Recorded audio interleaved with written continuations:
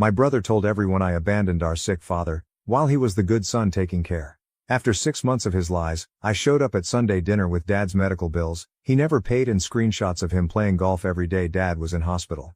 His perfect son image crumbled in 5 minutes. I never thought much about it at first. It was one of those things you chalk up to family dynamics, right? The little comments, the way your siblings act around your parents, it's easy to let them slide. I hadn't even realized how much it had started to bug me until it was too late. But I'll start from the beginning. So my dad had been sick. Nothing too dramatic at first, just the kind of thing that slowly starts taking a toll. The doctors had warned us that his health was declining, but I wasn't expecting it to escalate so quickly. One day he was fine, and the next, he couldn't get out of bed without assistance. It was the kind of change that sneaks up on you, even when you know it's coming. I live a couple of hours away from my family, so I couldn't be there all the time. I've got a full-time job, a husband, and life just tends to get in the way. But I made sure to visit, called every day, kept my parents updated about work, and checked in on my dad's health. I wasn't ignoring them, even if I wasn't physically there all the time. Daniel, my brother, on the other hand, lived nearby. He's always been the one who does it all, in the family. And for the first few weeks of Dad's illness, I didn't think twice about it. I figured that Daniel being close meant he was just handling things, but something about the way he talked about it, it didn't sit right with me. I remember the first time he casually mentioned how much he was sacrificing to care for Dad. It was in passing, at one of those family dinners where we all sit around and pretend everything's fine, even though Dad looks like he's barely hanging on. Daniel was going on about how he'd been taking care of Dad, doing everything from paying medical bills to cooking meals for him, and all I could think was, is he really acting like I'm the one abandoning him? The comment stuck with me, not because of what it said, but how it made me feel. It was like I was suddenly being painted as the bad daughter. The more Daniel spoke, the more I realized I was being left out of the narrative. I mean, I hadn't been perfect, sure. I hadn't been at every appointment or visit, but I was still involved. I felt guilty at first, like maybe I was slacking off compared to him, but deep down, I didn't like how he was framing everything. Like he was the good son and I was the one who couldn't be bothered. The thing is, Daniel has always been like that. He loves being the hero, loves playing the part of the responsible, reliable one. Growing up, he was always the one who picked up the slack when Mom and Dad were busy or when they needed help. I never felt like I needed to compete with him for attention. I always did my own thing. But as I heard him talk more about how much he was taking care of things, I started to notice something strange. The more he painted himself as the dutiful son, the more I felt like I was being cast as the bad one. I thought I was just overthinking it. I mean, I wasn't that busy, right? It's not like I didn't care about my dad. But then I started getting these random comments from people at family gatherings. People who didn't even know the full picture. Little things, like, it's so great that Daniel is taking such good care of Dad. You must be so grateful. And every time I heard it I felt a little more like a ghost in my own family. But there's one thing that really set off the alarm bells for me. I was talking to my mom one day and out of nowhere, she said, "You know, Daniel's been really amazing through all of this. He's made so many sacrifices for your dad." Now I don't know about you, but that stung. I had seen Daniel. I knew he wasn't doing everything he said he was. I started to wonder, what was he telling people behind my back? I didn't have concrete proof of anything, not yet anyway. But the way he was so casually talking about it, like he was putting on this performance, it felt off. It didn't help that every time I asked about the bills or Dad's medical expenses, Daniel would quickly change the subject or tell me it was all handled. Like, I was supposed to just take his word for it. Meanwhile, I'm trying to juggle work and personal life, but something about the way he was acting made me doubt everything. There was one dinner in particular that stuck with me. We were all gathered around the table, Dad, me, Daniel and our mom, and Daniel was giving this long speech about how he was doing everything, even talking about how he was covering extra costs for our dad's care. He barely even looked at me when he said it. I mean, he could have been talking about himself like he was the only one in the room. And all I could do was nod along and feel the weight of my own guilt. But that's when I started to get really frustrated. He was acting like he was the only one who cared about Dad. But was that really true? Was he the only one who was showing up, or was he just using the situation to make himself look better? It felt like something wasn't adding up. So I started paying more attention. Every time Daniel spoke, I started to listen harder.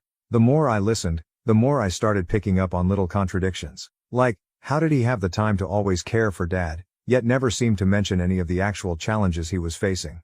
It was like he was just glossing over everything to keep up this perfect son image. Meanwhile, I couldn't shake the feeling that he was hiding something. It wasn't until I caught him posting a picture on Facebook from a golf course that I started to get serious about this gut feeling. The post was from last Sunday, the same day Dad had been in the hospital for a procedure. Now, it's not like I'm some big detective.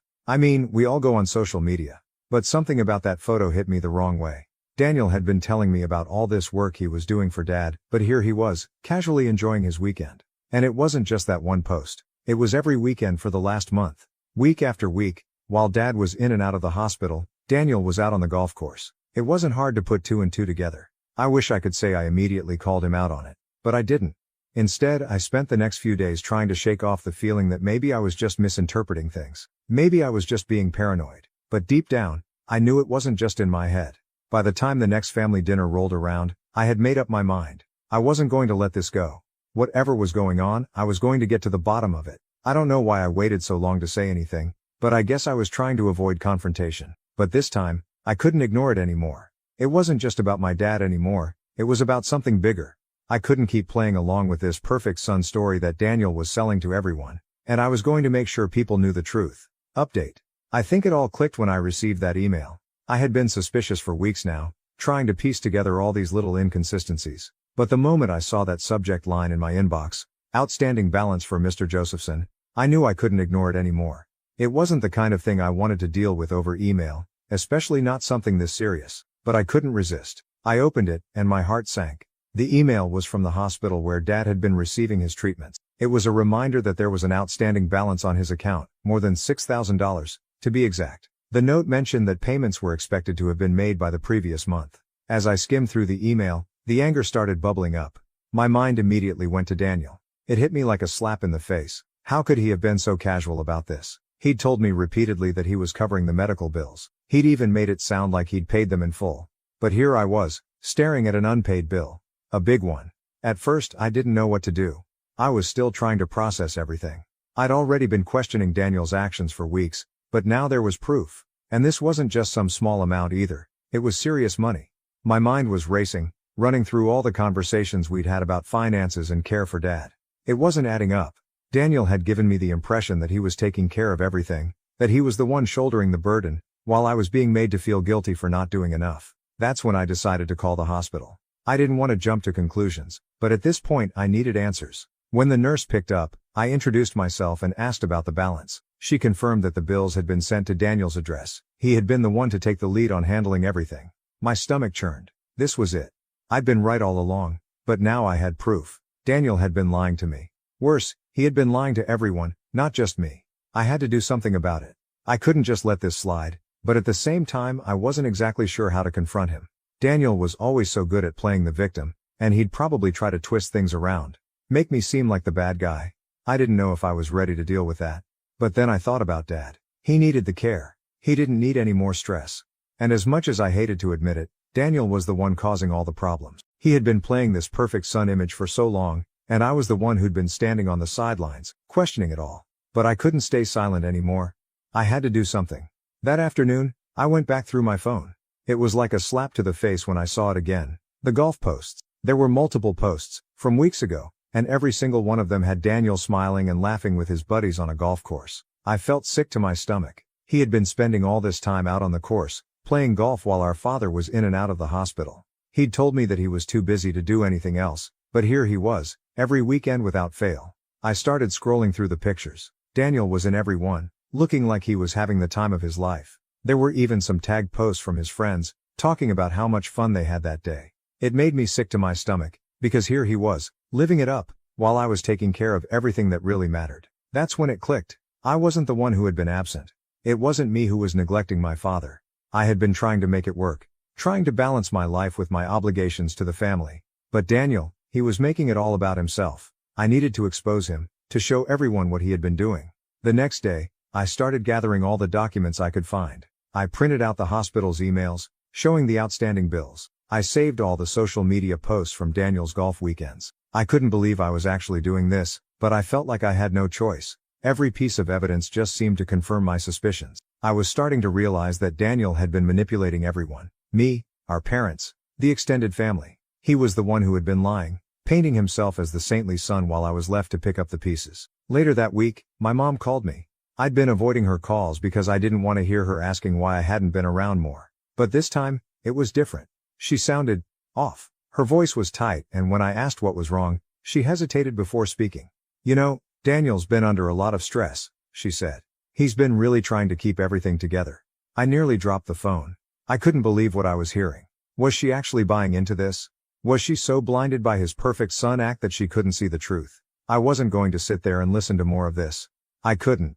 I cut her off, not in a harsh way but firmly. Mom, Daniel's not the hero here. He hasn't paid the bills, and he's been lying to everyone. You need to know what's really going on. The silence on the other end was deafening. I could hear her trying to process it, trying to make sense of what I was saying. I didn't know, she whispered. I thought he was handling everything. I know, I said softly. But he hasn't been. And it's time for everyone to know the truth. That night I decided to take action. I wasn't just going to let this go anymore. The next Sunday dinner, I was going to confront him, publicly. It was time for Daniel's perfect son image to come crashing down. I didn't know how this would play out, but I was done being the scapegoat. I wasn't the one who had abandoned Dad. Daniel was the one who had been lying to everyone, pretending to be the one holding everything together. I had all the proof I needed. It was time to expose him. Final update. The Sunday dinner was the tipping point. I walked into my parents' house with everything I needed. My hands were shaking slightly, but I tried not to let it show. I'd spent the entire morning preparing, going over the medical bills, screenshots of Daniel's golf posts, everything that would expose his lies. I had to do this. It wasn't just for me anymore. It was for my father. I needed him to see the truth, and I needed to break the illusion that Daniel had so carefully crafted for all these years. I could already feel the tension in the air when I walked into the kitchen. My mom was setting the table, humming to herself, while Dad was sitting at the end of the table, looking thinner than I remembered.